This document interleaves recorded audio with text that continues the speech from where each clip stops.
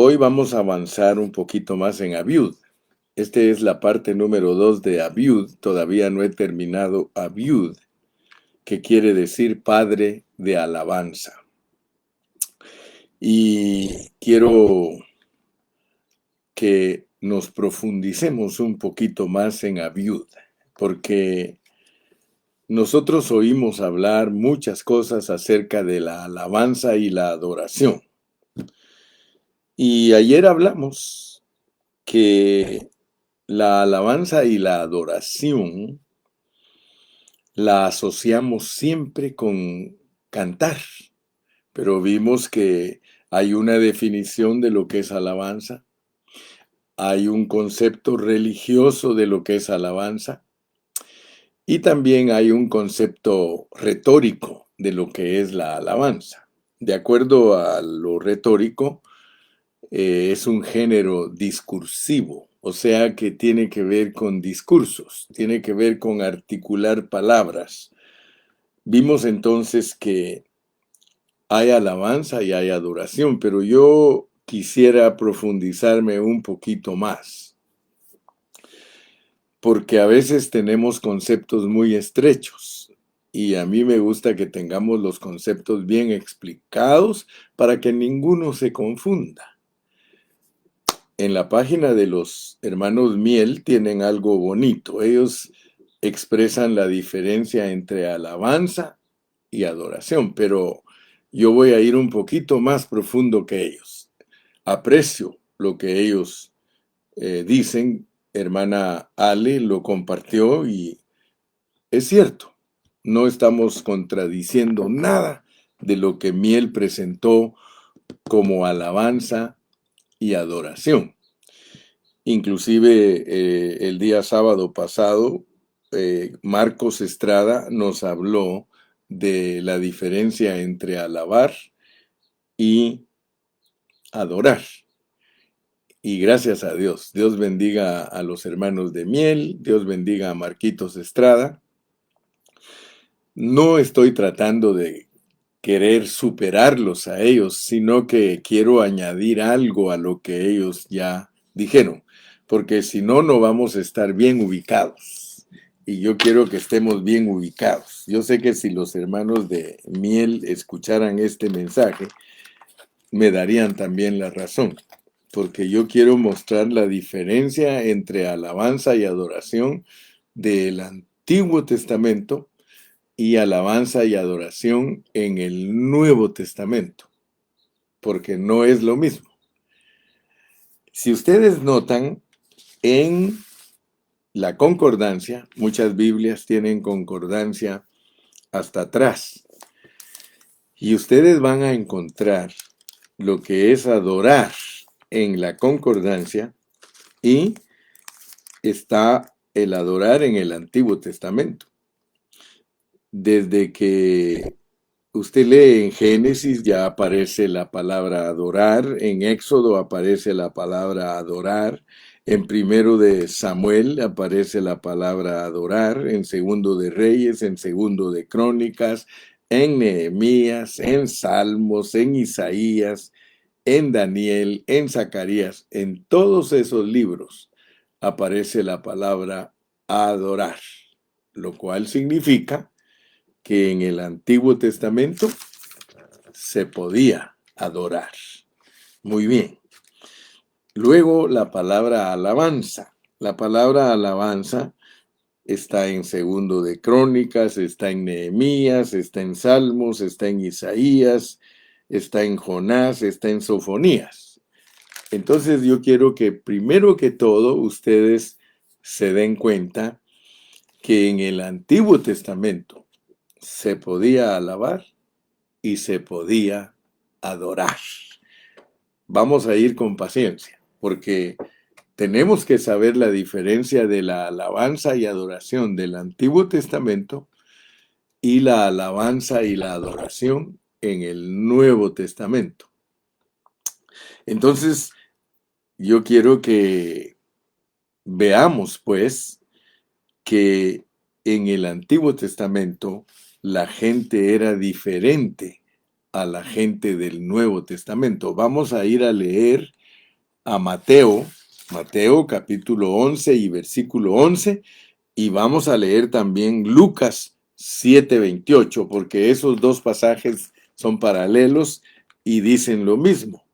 Pero queremos estar bien seguros que entendemos la diferencia de una persona del Antiguo Testamento con una persona del Nuevo Testamento en lo que respecta a alabar a Dios y adorar a Dios. Mateo capítulo 11 y versículo número 11. Mateo 11:11 dice: de cierto os digo, está hablando Jesús, entre los que nacen de mujer no se ha levantado otro mayor que Juan el Bautista. Pero, y ya saben que el pero cambia todo, pero el más pequeño en el reino de los cielos, mayor es que él. Noten pues, noten que está explicándonos el estatus de una persona del Antiguo Testamento con una persona del Nuevo Testamento. El reino de los cielos, muchos cristianos no lo entienden. Leamos también Lucas 7:28 y luego vamos a hablar de estas cositas. Lucas 7:28. Dice Lucas 7:28. Os digo que entre los nacidos de mujeres no hay mayor profeta que Juan el Bautista, pero el más pequeño en el reino de Dios es mayor que él. Yo quiero que ustedes noten que las mismas palabras de Jesús, Mateo las toma de una manera y Lucas las toma de otra. Pero es que son evangelios sinópticos. Si queremos analizar la declaración de Lucas y la declaración de Mateo, nosotros tenemos que saber que hay un contexto en cada uno de los dos libros, a pesar que la esencia de ese versículo es la misma. Lucas lo ve como el reino de Dios y Mateo lo ve como el reino de los cielos. Y eso nos debe de ayudar para entender que el reino de Dios es lo mismo que el reino de los cielos. Solamente necesita explicación contextual. O sea que si queremos explicar con claridad lo que es el reino de Dios y lo que es el reino de los cielos, tenemos que usar un contexto. Y el contexto del reino de Dios es lo general de su reino. Cuando hablamos del reino de Dios, se está hablando en una forma universal. O sea que el reino o Dios reina en todo el universo. Eso se llama el reino de Dios. Pero Mateo lo pone como el reino de los cielos. El reino de los cielos, porque Mateo es más específico. El reino de los cielos es una sección del reino de Dios. O sea que de todo el universo de Dios como reino de Dios, allí adentro de ese reino de Dios hay un reino específico que se llama reino de los cielos. Y entonces cuando ya estudiamos a profundidad la escritura, nosotros vemos la diferencia. El reino de los cielos solo dura 3000 años. En cambio, el reino de Dios es todos los 7000 años. El reino de los cielos tiene que ver con Cristo. O sea que Cristo abre esa sección.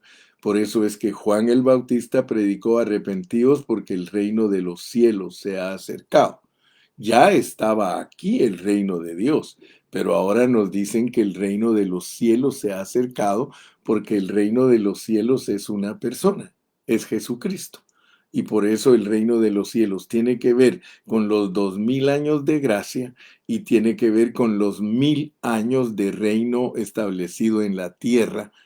Por eso 3000 años va a usar Dios para expresar en su totalidad el reino de los cielos.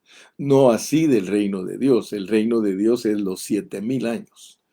Y por eso es que nosotros podemos ver en Mateo 21:43, Mateo 21:43. Ustedes pueden darse cuenta lo que dice ahí. Mateo 21:43 dice: por tanto os digo que el reino de Dios será quitado de vosotros y será dado a gente que produzca los frutos de él. El reino de Dios venía con los judíos. O sea que los judíos, Dios los usó para que ellos expresaran el reino de Dios. Pero como ellos no fueron fieles, Dios les quitó el reino. Dice, por tanto os digo que el reino de Dios será quitado de vosotros y será dado a gente que produzca los frutos de él. Y por eso es que Cristo se lo dio a la iglesia. El reino de los cielos es Cristo, el reino de los cielos es la iglesia. El reino de los cielos es algo nuevo que se inauguró con Cristo. Arrepentíos porque el reino de los cielos se ha acercado. Y por eso el reino se sigue acercando hasta que llegue a su consumación. Va a llegar un momento en que el reino de los cielos será consumado, será el milenio. Allí veremos a Cristo gobernando sobre esta tierra. Muy bien. Entonces ustedes ya se dieron cuenta, pues, que hay Antiguo Testamento y hay Nuevo Testamento. Hay reino de Dios y hay reino de los cielos. Ya vimos que entre los profetas, el más grande es Juan el Bautista, que pertenece al antiguo pacto, y hay gente que es mayor que Juan el Bautista, que pertenece al nuevo pacto. Todos los cristianos, dice que el más pequeño de los cristianos, el más pequeño de del reino de los cielos, mayor que Juan el Bautista es. Y eso nos debe de sorprender, porque quiere decir que el estatus de una persona del Antiguo Testamento es más bajo que el estatus de una persona del Nuevo Testamento. Muy bien, ya analizando esto, entonces podemos ver que no solo sabemos la diferencia entre la alabanza y la adoración, sino que también sabemos la diferencia del estatus de las personas del Antiguo Testamento y el estatus de las personas del Nuevo Testamento. Ahora profundicémonos un poquito más, porque es posible que algunos de nosotros, cuando hablamos de alabanza y adoración, cuando hablamos de abiud, solamente tengamos conceptos superficiales y no tenemos un concepto profundo, porque ahora vamos a entrar a algo bien tremendo. Vamos a irnos a Juan, capítulo 4. Juan, capítulo 4, y podemos empezar a leer desde el principio. Juan, capítulo 4, porque tenemos que saber por qué Dios, por qué Cristo le dijo a la mujer samaritana las palabras que están aquí en Juan, capítulo 4, de los versículos 20 al 24. Primero quiero que usted se dé cuenta bajo qué contexto está la adoración del Nuevo Testamento. Porque la adoración del Antiguo Testamento no es la misma que la adoración del Nuevo Testamento. ¿Se recuerda usted que Jesús tuvo una conversación con una mujer de mala reputación? Porque esta mujer había tenido 5 maridos. O sea que era una mujer que no había encontrado satisfacción en su religión. Porque ella habla de adorar. Ella habla de adorar. Mire, o sea que usted va a darse cuenta entonces que hay 3 clases de adoración. Fíjese que usted se va a dar cuenta que había una adoración genuina de los judíos, había una adoración falsa de los samaritanos, pero hay una adoración verdadera, la de Cristo. Por favor, póngame atención, hermano, porque de lo contrario usted solo va a tener conceptos que escucha por ahí y los va a tomar en una forma muy exterior, muy liviana, no muy profunda. Como vuelvo a repetirle, yo sé que hay hermanos que saben la diferencia entre alabanza y adoración, pero no saben esto. No saben esto que estamos hablando ahorita. Esa mujer samaritana le dijo a Jesús, fíjese, le dijo a Jesús, mire, vamos a leer del versículo 7 en adelante. Yo no sé si tengo secretario en esta mañana, porque no miro versículos, pero si alguien los puede poner, Juan 4:7. Juan 4:7. Vino una mujer de Samaria a sacar agua, y Jesús le dijo, dame de beber. Yo quiero que usted vea, pues, que la adoración tiene que ver con darle de beber a Cristo.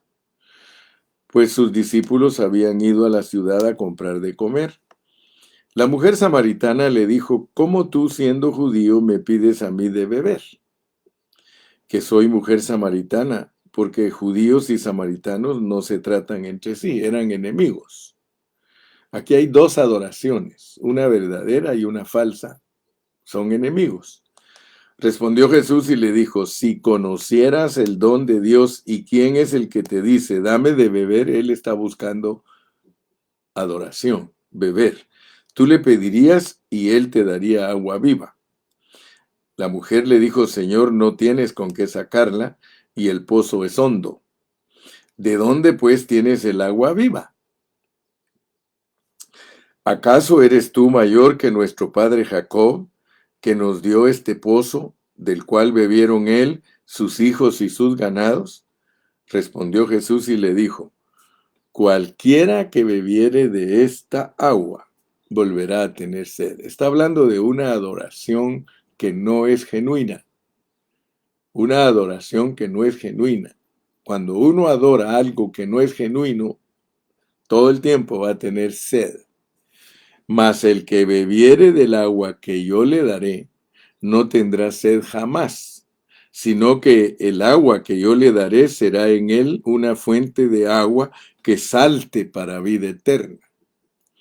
La mujer le dijo, Señor, dame esa agua, para que no tenga yo sed ni venga aquí a sacarla. Jesús le dijo, ve, llama a tu marido y ven acá. Fíjate pues, todo esto que tiene que ver con la adoración genuina, tiene que ver con darle de beber al marido verdadero. Por eso él le marca y le dice que los que ha tenido, se casó con 5 y el que tenía ahora no era su marido. Le está diciendo que no hay satisfacción en la adoración falsa. Respondió la mujer y le dijo, no tengo marido. Jesús le dijo, bien has dicho, nunca has tenido al marido verdadero. Porque 5 maridos has tenido y el que ahora tienes no es tu marido, esto has dicho con verdad. Hermano, en la adoración falsa, la iglesia es una mujer con un marido falso. Le dijo la mujer, Señor, me parece que tú eres profeta. Nuestros padres adoraron en este monte, y vosotros decís que en Jerusalén es el lugar donde se debe de adorar. Fíjese pues. Jesús le dijo, mujer, créeme que la hora viene cuando ni en este monte, ni en Jerusalén adoraréis al Padre. Fíjate, vosotros adoráis lo que no sabéis. Por eso le dije, hay una adoración que es en ignorancia. Por eso yo no quiero que solo sepamos la diferencia entre lo que es alabanza y adoración, porque esos son conceptos retóricos, esos son géneros discursionales, o sea, es hablar conocimiento. O sea que sí hay que saber la diferencia, pero esto es algo más profundo. Dice, vosotros adoráis lo que no sabéis, nosotros adoramos lo que sabemos. ¿Por qué le dice Cristo a esta mujer? ¿Por qué le dice Cristo a esta mujer? que ellos adoran lo que no saben y que los judíos adoraban lo que sí sabían, porque los judíos fueron los depositarios de la palabra de Dios y fue Dios a través de Moisés quien les enseñó la verdadera adoración, que era ir a Jerusalén. O sea que de acuerdo a la ley, el único lugar autorizado para ir a reconocer el Dios verdadero, porque hermanos, adorar es reconocer lo que Dios es. El único lugar donde ellos tenían autorizado para ir al Dios verdadero era ir a Jerusalén. Gloria a Dios. Pero ahora viene el Señor y le dice, mujer, mira, aquí estoy presente para quitar la adoración falsa y aún para quitar la adoración autorizada por el Padre Celestial. ¡Wow! Hermano, esto es tremendo. No es solo saber la diferencia entre alabar y adorar, sino es conocer lo que es la verdadera adoración. Porque dice, mas la hora viene, y ahora es, ya llegó, dice, cuando los verdaderos adoradores, fíjese pues, ¿qué es un verdadero adorador? Es el que adora al Padre en espíritu y en realidad. Esa es la expresión correcta de este versículo. En espíritu y en realidad. Y note que está en minúscula la palabra espíritu porque no se refiere a adorar en el Espíritu Santo, sino que se adora en el espíritu humano. Cuando Cristo vino, quitó la adoración falsa de los samaritanos y quitó la adoración autorizada y verdadera de un lugar físico. Me explico, ¿verdad? Yo espero que usted esté comprendiendo, porque de nada le va a servir saber la diferencia entre alabanza y adoración si no sabe cuál es la verdadera adoración. Porque Dios está buscando la verdadera adoración. Y la verdadera adoración es la que viene del espíritu del hombre. ¿Por qué? ¿Por qué la verdadera adoración es la que viene del espíritu del hombre? Porque cuando usted lee en Juan 1, vamos a ir a Juan 1:17. Mire cómo dice Juan 1:17, y le agradezco a mi hermana Margaret que ella nos está poniendo los versículos. Juan 1:17 dice, pues la ley por medio de Moisés fue dada, pero la gracia y la realidad, la gracia y la verdad, vinieron por medio de Jesucristo. Hermanos, antes de que Cristo viniera, en los hombres no había realidad. En los hombres no había gracia. Gracia es Cristo dentro de nosotros. No tan solamente un favor inmerecido. Gracia es que tú ahora tienes a Cristo dentro de tu espíritu. Eso se llama gracia, porque ahora las cosas ya no las vas a hacer tú. Ahora las cosas las va a hacer Cristo a través de ti. Entonces yo quiero que por favor veas que la ley vino por medio de Moisés, pero la gracia y la realidad, lo que está diciendo que está buscando adoradores que le adoren en espíritu. O sea que en el Nuevo Testamento, la adoración ya no la quiere Dios de parte de los hombres, sino que la quiere de parte de Cristo porque es el único que puede satisfacerlo. Dios no quiere alabanza tuya. Dios no quiere adoración tuya. Él quiere que a Él lo alabe Cristo y lo adore Cristo a través de ti. Es que mira, tienes que entender, hermano, que todo es Cristo. Cuando tú entiendes que todo es Cristo, tú te deshaces de los conceptos humanos, tú te deshaces de las teorías, de las doctrinas y te concentras en lo que realmente Dios aprecia. Mire, Dios no dijera aquí que está buscando adoradores. Dice que Dios busca adoradores que le adoren en espíritu y en realidad. Y dice que es necesario. Entonces, si tú notas, la venida de Cristo al corazón del hombre cambió totalmente el estatus del hombre. Por eso leímos que de los hombres nacidos de mujer, Juan el Bautista es el mayor porque es el último profeta, es el que vio a Cristo ya en su venida. He allí el Cordero de Dios que quita el pecado del mundo. Los profetas habían anunciado a Cristo y anunciado y anunciado y anunciado, pero Juan el Bautista, el profeta más grande, porque él ya no anunció, él dijo, ahí está pues, allí está el Cordero de Dios que quita el pecado del mundo. Todos los demás venía. Ahora, dice que él que lo vio cumplir el propósito de Dios apareciendo aquí en la tierra, es menor que uno de los que lo va a tener adentro de ellos, porque los cristianos tenemos a Cristo dentro de nuestro espíritu. Ya no estamos viéndolo. Juan lo vio y eso es grandioso, grande. Ver a Cristo, hermano, frente a uno, ver a ese cordero que iba a ir a la cruz, eso era grandísimo de acuerdo a la ley, hermano.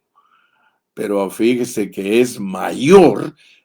Por eso dice que es más bienaventurado el que no vio y creyó. Más bienaventurado. Es que, hermano, mire, cuando uno estudia la Biblia de esta manera que se la estoy presentando, entonces usted verdaderamente ve la profundidad de Dios. Ya no está lleno de conceptos y teorías, porque nosotros podemos estar llenos de conceptos y teorías. Vuelvo a repetirte. Abiud, padre de la alabanza y adoración, la mayoría de cristianos solamente lo tiene asociado con la música. Eso no es así, hermano. Esta es la realidad de la adoración. La realidad de la adoración es que tú estés consciente, es que tú sepas que cada vez que vas a la reunión, Dios está esperando ver a Cristo en ti, alabándolo y glorificándolo. Eso es lo verdadero de la adoración. Por eso el concepto que nos presentó Marcos es bonito porque dice en el Nuevo Testamento, mira, adorar es algo que viene de lo profundo de tu espíritu. Solo le faltó decir a Marcos que es Cristo en nosotros, la esperanza de gloria. Cristo en nosotros alabando, Cristo en nosotros adorando. Mire, comes from a deeper place in our spirit, requires full surrender and humility from us. Adore him for who he is, not just what he has done. Reserved only for God. Worship is a lifestyle, not just an occasional activity.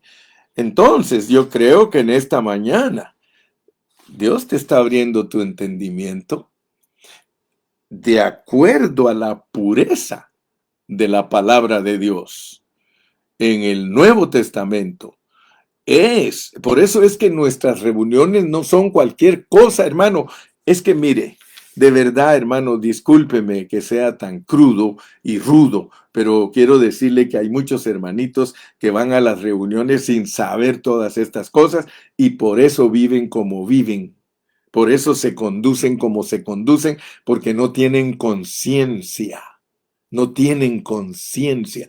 Y escúchame, tú que no te reúnes, porque algunos de ustedes no se reúnen y por eso el escritor de Hebreos dice, no dejando de congregarnos, porque quiero que sepas que si tú no vas a la reunión, tú no llevaste a Cristo a la reunión. Somos nosotros los que llevamos a Cristo a la reunión. La reunión de los cristianos es llevar la parte de Cristo a la reunión para que todos los que se reúnen en esa iglesia local y a la cual perteneces, porque hay muchos que creen que no pertenecen a ninguna iglesia local y por eso no se reúnen. Yo te digo en esta mañana, si estás entendiendo la realidad del evangelio, tú tienes que reunirte porque Cristo lo llevas tú. Si tú no vas a la reunión, tú no colaboraste que Cristo llegara a esa reunión. En medio de la congregación te alabaré. Y la palabra de Dios es clara, dice que el cuerpo de Cristo son los miembros de Cristo. Si no hay miembros en una reunión, por eso dice, donde 2 o 3 están reunidos en mi nombre, ahí estoy yo. Reúnete y quítate ya esa bagatela y ese vicio de andar suelto como llanero solitario, creyendo que no hay que ir a la iglesia local, creyendo que no hay que adorar a Dios. A Dios se le adora en espíritu y en realidad en la reunión de los santos. No andes buscando defectos en los santos para dejarte de reunir, porque muchos hermanos son tan bebés en Cristo y tan infantes que solo llegan a buscarle los defectos a la gente y ellos menosprecian la reunión, y el menospreciar la reunión de los santos es menospreciar a Cristo. Nosotros somos llamados a presentar una adoración corporativa. Claro que somos salvos individualmente, pero hay una salvación que es corporativa y todos nosotros debemos estar abiertos a esa salvación corporativa. Yo le pido a Dios que abra tu entendimiento para que te des cuenta de la realidad. Vamos a ir a otro versículo, a Colosenses 3:17, para sellar con broche de oro esta disertación y para que te des cuenta de lo que Dios está buscando. Colosenses capítulo 3 y versículo 17. Colosenses 3:17. Cuando lo tengas me dices amén. Por favor, ponlo. Y este versículo ojalá quede bien certificado en tu corazón, no en tu mente. En tu corazón.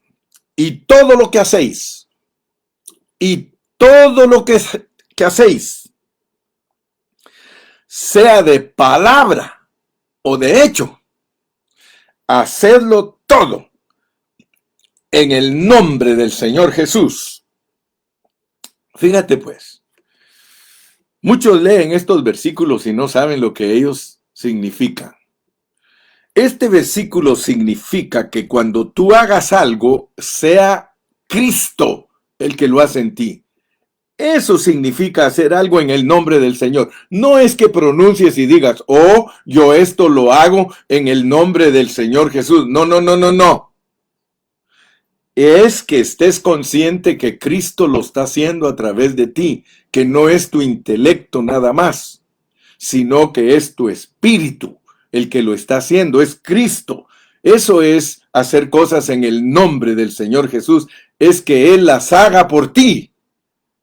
Pero si entendiste el mensaje de hoy, que la gracia y la realidad dentro de ti son para que Dios se complazca, porque a Él solo Cristo lo complace.